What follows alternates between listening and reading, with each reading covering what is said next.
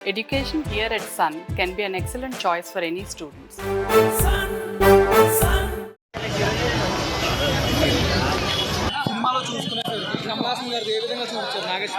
కమల్ హాసన్ గారిని అదే ఇక్కడ మూడు ఉన్నాయి, భూతకాలం, వర్తమాన కాలం, భవిష్యత్తు కాలం, మూడు కాలాలు ఉన్నాయి. ఇక్కడ అదే మన ఏది విష్ణు ఈశ్వర బ్రహ్మ మూడు ఉన్నాయి. వాటన్నిటిని మూడు కలగలిపి తీసుకున్నటువంటి అంశమే ఈ కల్కి. అంటే మానవ నిర్మితమైనటువంటి అప్పటి నుండి ఇప్పటి వరకు ఏం జరుగుతుంది, ఈ కలియుగంలో జరుగుతున్నటువంటి అంశాలు ఎటువంటి బలమైనటువంటి అంశాలని మానవుడు నిర్మించాడు, మానవుడు నిర్మిత కాలంలో ఎటువంటి అంశాలకి దగ్గరయ్యాడు, వాటికే ఈ కల్కి అని చెప్పుకోవాలి. మూవీ మాత్రం టోటల్గా మాత్రం వండర్ఫుల్ అని చెప్పుకోవాలి. మూవీలో చాలా హైలైట్స్ ఉన్నాయి, ఇందులో ఒక హైలైట్స్ కాదు. ఎందుకంటే అవతార్లో కూడా కొత్త ప్రపంచాన్ని చూసాం కదా మనం.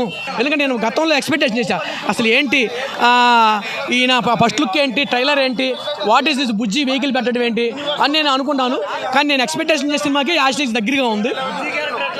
ముజ్జి క్యారెక్టర్ అంటే అదే అసలు హైలైట్ ఏంటంటే భవిష్యత్తు కాలం, రాబోయే రోజుల్లో గాలి మోటార్లు వస్తాయంట కదా, మన టీవీలో వచ్చాయి కదా, కార్లు కూడా గాలిలో పోతాయంట. సో దానికి అది ఉదాహరణ అని చెప్పుకోవచ్చు బుజ్జి. అది అంటే మనం చెప్పిన పని అది మన వెహికల్ చేస్తుంది అన్నమాట. రోబో టెక్ని చూపించకుండా మన బుజ్జిని చూపించారు. అంటే దీపికా పదుకొని ఆమె ఎక్కువ సినిమా పాయింట్ ఆఫ్ సిచ్లో మెయిన్ లీడ్ వెళ్తుంది కాబట్టి ఆమెకే ఎక్కువ ఇచ్చారు. సో దీపికా పడుకొని ఆమెకే అంటే మనకి ఇంకోటి ఉంది, రామాయణం, భారతం ఇవన్నీ మనం చదివిను.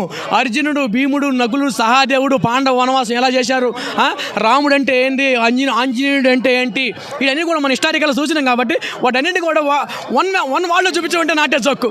కల్కి వన్ అంటే ఒక టికెట్ తీసేసి ఒక థియేటర్లోనే మొత్తం ప్రపంచాన్ని చూపించమంటే అన్నీ ఉంటాయి. అంటే అర్జునుడు, భీముడు, నకుడు, సహదేవుడు, ఆ రోజు సూర్య భగవానుడు యుద్ధం చేసేటప్పుడు సూర్య భగవానుడు ఎటువంటి ఆకాశం ఎటువంటి చేస్తా అన్నీ మొత్తం చూశారు. సృష్టి అశ్వత్థామ అదే అర్జునుడు, భీముడు వాటన్నింటిలో అశ్వత్థామ అని ఉంటుంది కదా, మిక్స్ చేసి కొట్టాడు. I like it this film. అంటే నేను వాటన్నింటిలో కూడా నేను నిమగ్నం అయిపోయి ఉంటాను. సో ఈ ఫిలిం కూడా నేను ఎక్స్పెక్టేషన్ చేసిన వాటి ఫిలిం చాలా దగ్గరగా ఉంది. నేను నా రేటింగ్ బ్లాక్ బస్టర్ అంతే. బ్రో కల్కి cinema bro bro bro bro bro ప్రాణం పెట్టి ప్రాణం పోయి ప్రాణం వచ్చినట్టు అనిపించింది బ్రో. సినిమా చూస్తుంటే ఆ వేరే వేరే వేరే వేరే లెవెల్ బ్రో. ఆ 30 నిమిషాల తర్వాత మా ప్రభాస్ అన్న వస్తే 3 సంవత్సరాలు గుర్తుండిపోయేలా సీన్ ఉంది బ్రో. వేరే వేరే వేరే అన్నా నాగశ్విన్ అన్న డైరెక్టర్ నా పాప నీకు దండం పోయా, నిజంగా నీకు దండం పోయా అన్న. ఏమన్నా ఎలివేషన్స్ అన్న, ఆ వేరే వేరే వేరే లెవెల్ ఎలివేషన్స్ అన్న. ఇంకోటే మాటలో చెప్పుకోవాలంటే మా కల్కి సినిమా చూసిన తర్వాత ఆ షారూక్ ఖాన్, సల్మాన్ ఖాన్, ఏ పెద్ద పెద్ద బాలీవుడ్, టాలీవుడ్, హాలీవుడ్, కోలీవుడ్ ఎన్ని వుడ్లైనా పనికిరావు పోయా మా ప్రభాస్ అన్న ముంగల. వేరే వేరే లెవెల్ ఉందన్న. నా పేరు మస్తాన్, తెలుగు ఇండస్ట్రీకి మా ప్రభాస్ అన్ననే డాన్. కొంతమంది ఏమంటారు తెలుసా అన్న, ఇంకో ఆన్లైన్లో జరుగుతుంది ఫ్రాడ్, కల్కి సినిమా పెద్ద రాడ్డు అంటారు. వాళ్ళకి ఏం చెప్తున్నా, వాళ్ళకి పగులుతుంది ప్యాడ్ అని చెప్తున్నా. నిజంగా చెప్తున్నా, వాళ్ళకి పక్క పగులుతుంది ప్యాడ్ అని చెప్తున్నా. ఇలాంటి సినిమా కోసం అన్న ఎన్ని రోజుల నుంచి ఇలాంటి సినిమా తెలుగు ఇండస్ట్రీకి కావాలి పక్క. సూపర్ బ్లాక్ బస్టర్ ఉందన్న. సైలెంట్గా వచ్చి వైలెంట్ చూపించాడు సినిమాలో కమల్ హాసన్ గురించి. అమితాబ్ బచ్చన్ ఫైట్ వేరే వేరే లెవెల్. ఈ ఏజ్లో గుర్తుపట్టే విధంగా కాదు కానీ మినిమం డిగ్రీ అన్నట్టు ఏంటంటే కొంచెం నార్మల్గా స్పెట్స్ ఉండి కొంచెం అలా కొంచెం అర్థం కాకుండా ఉంటుంది సినిమా. అర్థం కాకుండా స్టార్టింగ్లో స్టార్ట్ అయినప్పటికీ కూడా క్లైమాక్స్ వరకు సినిమా అర్థం అయిపోతుంది అన్న.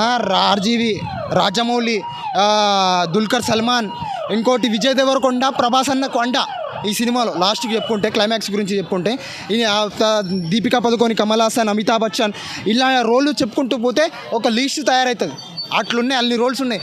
అన్నీ అర్థమయ్యే విధంగా క్లియర్గా క్లారిటీగా ఒక మంచి దిశను. అసలు నీ అన్ని మొత్తం సినిమాలో నెగిటివ్ పాయింట్ చెప్పడానికి ఏం లేదు. మైథాలజీ కానీ సైంటిఫిక్ కానీ మొత్తం ఇంక్లూడ్ చేసుకొని రెండు చాలా బాగా మిక్స్ చేశారు నాగార్జున గారు. అసలు సినిమాలో నెగిటివ్ పాయింట్ అనేదే లేదు చూపించడానికి. సినిమాలో ఎవరన్నా నెగిటివ్ పాయింట్ చెప్పాలనుకుంటే అది లాగ్ అయింది అది ఇది అని చెప్తారు. కానీ కొన్ని చోట్ల అసలు సినిమా 30 మినిట్స్, లాస్ట్ 30 మినిట్స్ కానీ అసలు మైథాలజీ పార్ట్ ఎక్కడెక్కడైతే చూపిస్తారో అక్కడ ప్రభాస్ క్యారెక్టర్ రివీల్ చేసేది కానీ, అమితాబ్ బచ్చన్ క్యారెక్టర్ చూపించేది కానీ, కృష్ణుడి క్యారెక్టర్ కానీ, విజయ్ దేవరకొండ క్యారెక్టర్ కానీ, రాజమౌళి గారు కానీ, దుల్కర్ సల్మాన్ కానీ అసలు అందరూ మీరు ఏవైతే రూమర్స్లో విన్నారో వాళ్ళందరూ ఉంటారు సినిమాలో. చిన్న చిన్న క్యారెక్టర్లు అయినా కూడా చాలా సాటిస్ఫాక్షన్ ఇస్తాయి. చాలా ఫన్ కూడా జనరేట్ అయి ఉంటుంది. కొన్ని సీన్స్లో రాజమౌళి గారు వచ్చే సీన్లో కానీ చాలా అంటే చాలా బాగుంటుంది. స్టోరీ ఏం రివీల్ చేయట్లేదు, స్పాయిలర్లు ఇవ్వదలుచుకోలేదు. బాగాలేదంటున్నా వాడికి సినిమా మళ్ళీ చూపి భయ్యా. వాడికి అసలు సినిమా బాగోపోవడం అంటే ఏం లేదు, నేను చెప్తున్నా కదా. అసలు హాలీవుడ్ సినిమాకి, మొత్తం వరల్డ్ సినిమాకి ఇండియన్ సినిమాని బాహుబలి ఇంట్రడ్యూస్ చేస్తే బాహుబలిని మించిన సినిమా తీయొచ్చు అనేది నాగార్జున చూపెట్టాడు అనుకోవచ్చు మనం. అంత బాగుంది సినిమా. మరో రాజమౌళి కాదు, ఎవరికి కాళ్లే. నాగార్జున ఫస్ట్ సినిమా చూశారు, సెకండ్ సినిమా చూశారు, మూడో సినిమా చూస్తున్నారు.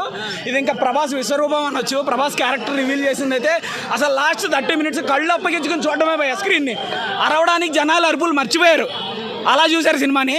సినిమా చాలా చాలా బాగుంది. మళ్ళీ చెప్తున్నా, ఓటీటీలో చూసే సినిమా కాదు, సినిమా థియేటర్కి వెళ్ళి చూడండి, పక్కాగా చూడండి. గూజ్ బంప్స్ భయ్యా, గూజ్ బంప్స్. నువ్వు చెప్పడం కాదు, నువ్వు వెళ్ళి చూడు.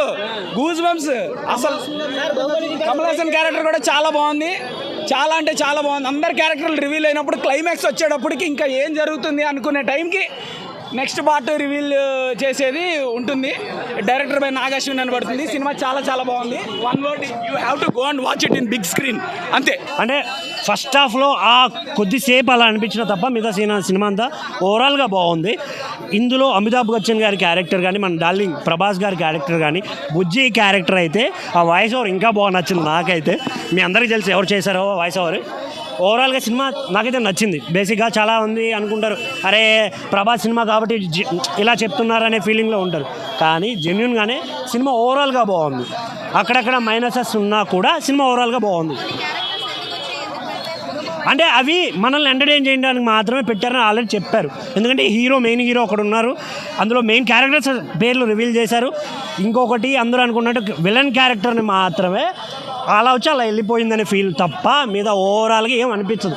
అరే వచ్చారు, అబ్బా బాగుంది సీన్, ఫ్రేమ్ బాగుంది అనే ఫీల్ అయితే ఖచ్చితంగా వస్తుంది. తెలియని వాళ్ళు తెలుసుకుంటారండి. తెలుసుకోవడానికి సినిమాలు తీస్తున్నారు వీళ్ళు. ఇప్పుడు చాలామందికి హిస్టరీలో ఏం జరిగేది, హిస్టరీలో ఎవరు గొప్పోళ్ళు, ఎవరు ఏం చేశారనేది చాలామందికి తెలియదు. ఇప్పుడు ఇప్పుడు మా జనరేషన్ మేబీ ఫోన్లు చూసుకుంటున్నాం తప్ప బుక్కులు బట్టి ఎవడో చదవట్లేదు. So we don't know anything about చిరంజీవులు, లైక్ అశ్వత్థామ, లేకుంటే పరశురాములు కానీ ఇలా చాలామంది గురించి తెలియకపోవచ్చు. బట్ వీళ్ళు కొత్త ప్రయత్నం చేశారు. ఆయన చెప్పారు కదా ఆల్రెడీ ఇలా ఉండబోతుంది అని. నాగేశ్వరన్ గారు క్లియర్గా చెప్పారు, ఇన్స్టాగ్రామ్ లైవ్లో వచ్చినప్పుడు చెప్పారు, ప్రెస్ మీట్లో చెప్పారు. సో అవన్నీ విన్న వాళ్ళైతే they can understand about movie. Thank you.